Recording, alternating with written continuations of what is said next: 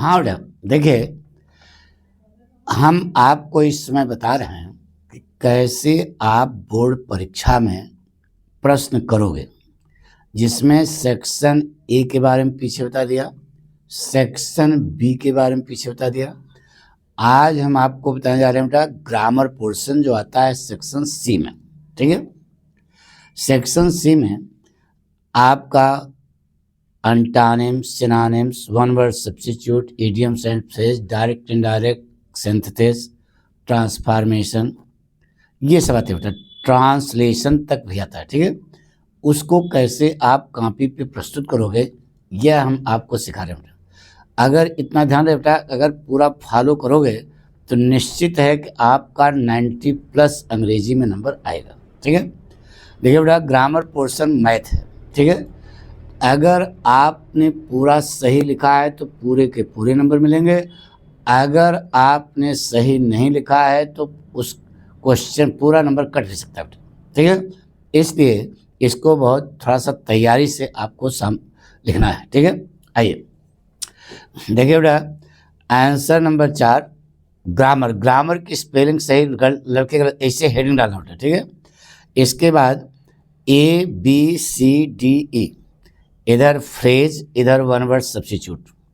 Phrase में नीचे लिखना वन जो आएगा, one who does not believe in the existence of God, इधर वन वर्ड एथिस्ट। सीधे इसी और कुछ नहीं करना बेटा। इडियम्स, एक्ट अपॉन, इसकी मीनिंग लिखने के, इसे heading meaning, to follow session, बस मीनिंग लिखने के आएगा, टू फॉलो सेशन। इधर वर्ड लिखना, इधर सिनोनिम्स लिखना। कंट्रोवर्सी और इधर डिस्प्यूट बन गया। वर्ड इधर लिखा बेटर, इसका एंटोनिम्स होगा बेटा वर्स। अरे गुड, बेटर, बेस्ट, और यहाँ पर बैड, वर्स, वर्स, तो कंपैरेटिव है तो ये भी कंपैरेटिव हो गई। इधर लिखना सेंटेंस, इधर लिखना एरर, ऐसे आएगा बेटा। तो Sardar Patel was one of the greatest man of India. आपको बताया गया है each of, every one of, either of, neither of, one of, which of, any one of, none of के बाद जो करता आएगा वो हमेशा बहुवचन का होगा। तो गलती आपकी मैन है तो यहाँ लिख दो मैन, बस सीधे पूरे के पूरे। केवल गलती कहाँ है ये लिखना था तो मैंने लिख दिया, 10 में 10 नंबर पूरे मिल गए। ठीक है, अब आता है बेटा आंसर नंबर 5, वो भी ग्रामर है। तो बड़ा ब्रैकेट ग्रामर ऐसे लिख देना, इधर हेडिंग डालना ए नरेशन, ऐसे बस। Direct indirect, Sita said to Rita, comment comma, are you well, question mark है। तो इनडायरेक्ट डाल, Sita asked Rita if she was well, बन गया। Combination of sentences, sentences, the question is too difficult to solve, complex बना था बेटा। The question is so difficult that one can not solve it, बिल्कुल सही बेटा।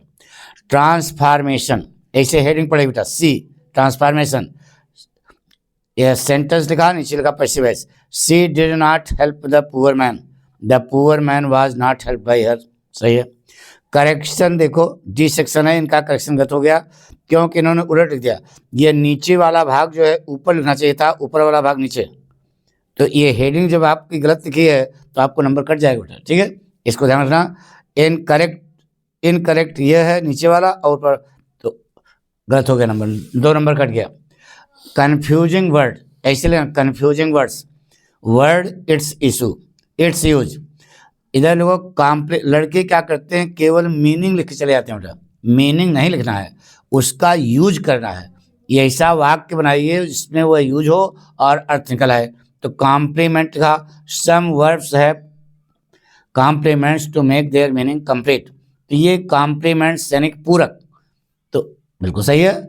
ये कॉम्प्लीमेंट माने सहयोग, तो please accept my best compliments. ठीक है, आगे तो पूरा यानी कि आपको देखिए यहाँ गड़बड़ हो गया तो आपका 2 नंबर जो है कट गया, 8 नंबर मिला बेटा। ठीक है, यानी कि ऐसे जो है ये मैथ है, अगर सही है तो पूरा नंबर मिलेगा। अब आइए बेटा आंसर नंबर 6, छठे क्वेश्चन तक आप पहुँच गए। आंसर नंबर 6 बड़ा bracket English translation bracket, English translation लिखना चाहिए था, इन्होंने ट्रांसलेशन लिखा, यह भी बेस्ट है, बढ़िया। हैंड्स, भूख और इंसान से लेकर के सूचक है, मोस्ट इंपॉर्टेंट, ये इस साल आएगा बोर्ड परीक्षा में, ये बता दे रहे हैं, इसको ध्यान रखना।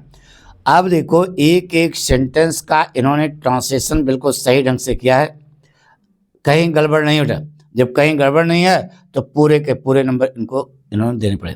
तो इस प्रकार से आप जो है सेक्शन सी को अपनी कॉपी पर प्रस्तुत करोगे। ठीक है, अब सेक्शन डी के बारे में हम आपको अगले एपिसोड में बताएंगे कि कैसे आप बोर्ड परीक्षा में लिखोगे।